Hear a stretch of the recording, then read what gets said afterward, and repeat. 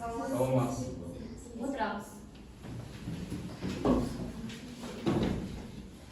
Бірінші топқа бөлінуден бастайық, иә. Топқа біз 3 топқа бөлінеміз. Яғни бұл жерде қазір ұяшықтар көрінеді. Сол ұяшықтарды 1, 2, 14 ұяшық бар. Соның үшін таңдаймыз. Сол кезде артынан қай топта отыратынын жазылады. Түсінікті ме? Түсінікті. Онда бастайық.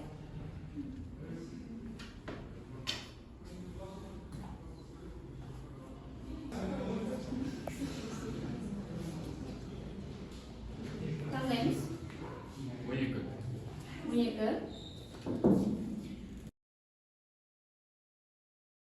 Жаңа сабақты бастаймыз.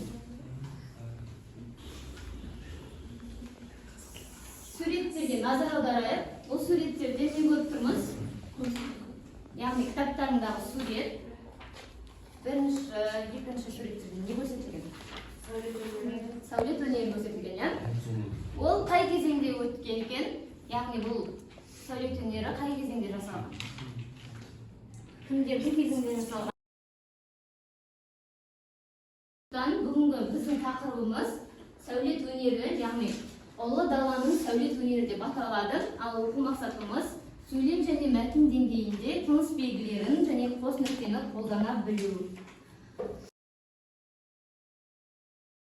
Сондықтан да мынадай видеоға назар аударайық. Қазақстан архитектурасы. Қазақстан архитектурасының тарихы мыңдаған жылдар бойы дамыған бірнеше кезеңдерден тұрады. Бұл ежелгі кезең, палеолит, неолит, сақтар кезеңі, хунну, 7 ғасыр, біздің заманымызға дейін, 5 ғасыр біздің эра, түрік қағанатының кезеңі, 6-9 ғасырлар, Қарахан дәуірі, 10-12 ғасырлар, моңғолдар кезеңі, 13 ғасырдың бірінші жартысы, 15 ғасырлар, қазақ хандықтарының кезеңі, 15 ғасырдың екінші жартысы, 18 ғасырлар, 19 ғасырдың басы, 20 ғасыр, совет кезеңі, 20 ғасыр, және тәуелсіздік кезеңі, 1991 жылдан бастап. Ежелгі кезең, біздің эрамызға дейін Ботай елінде, солтүстік Қазақстан, жартылай шар түріндегі үйлер салынған.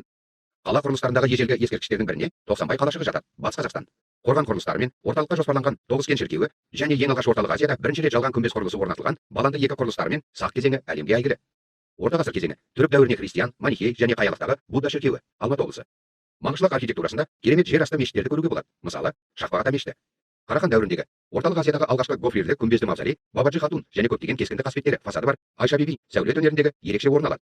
Бұл дәстүрлер сәулет өнерінде 13-16 ғасырларға дейін Жошы хан орталық Қазақстан мавзолейінде, Қожа Ахмет Яссауи мавзолейінде, Абат Байтақ Батыс Қазақстан мавзолейінде сақталып келген. 18-19 ғасырларда Батыс Қазақстан территориясында Сағана тамы, Құлпытас мавзолейлер тарихи ескерткіш ретінде салына бастады. Қазақ архитектурасында белгілі ескерткіштердің бірі шебер інілер Қара Жүсіповтердің Омар және Тур мавзолейі болып есептелінеді. 19 ғасырда Қазақстан қалаларында алуан түрлі ерекше стильдер, кірпішті стиль, Қазалдағы мешіт, тарихи бағыттағы Семейдегі 2 мұнаралы мешіт, Қостанайдағы Ақ мешіт, Эклетика, Оралдағы банк ғимараты, Модерн, Қостанайдағы Кияткин үйі. 20 ғасырдың 1930 жылы Алматы қаласының үкімет үйі конструктивті архитектураға жаңа идеялар ұсынды. 1940-50 жылдары тарихи мұрағаттардың өнер интерпретациясы негізінде жаңа ұлттық архитектураның тілін ізденіске салды. Ғылым академиясының ғимараты.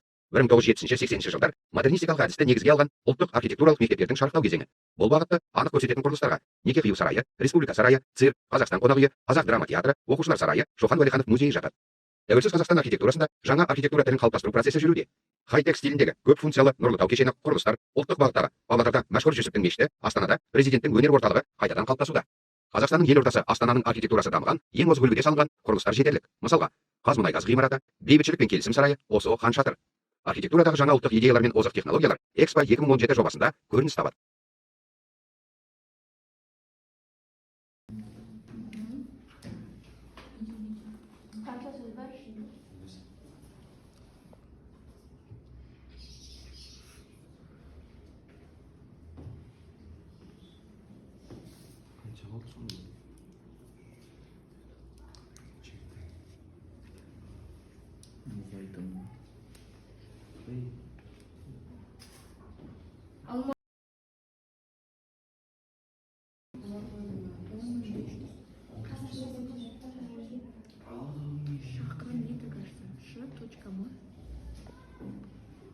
Жерді алып жатады.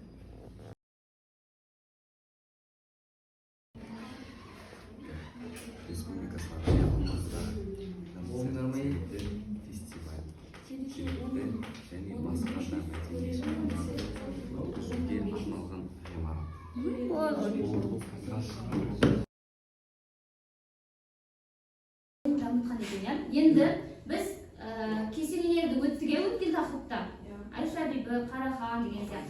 Сол кесенелерimiz қайда орналасқанын білеміз бе? Түркістан ішінде. Түркістан ішінде. Мына жерде белгілер тұр, иә? Мысалға, бірінші Домалақ ана кесенесі қайда орналасқан?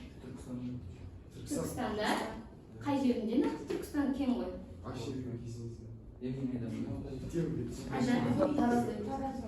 Айша бибі Таразда. Тараз, міне. Жамбыл, Тараз деп, иә? Тағы қандай кесене бар? Таразда? Айша бибі. Қарахан кесенесі, міне. Екі кесене пайда болды, иә? Екінші, Қожа Ахмет Яссауи кесенесі қайда орналасқан? Түркістан облысында, иә, міне Түркістан. Шымкентте де бар ғой. Жошы хан кесенесі қайда орналасқан? Түркістан. Түркістанда. Көбінесе кесенелер Түркістанда екен, иә? Арыстан баб кесенесі? Түркістан. Қай жер қызық болды, қай тапсырма қызық болды, қай тапсырма қиын болды?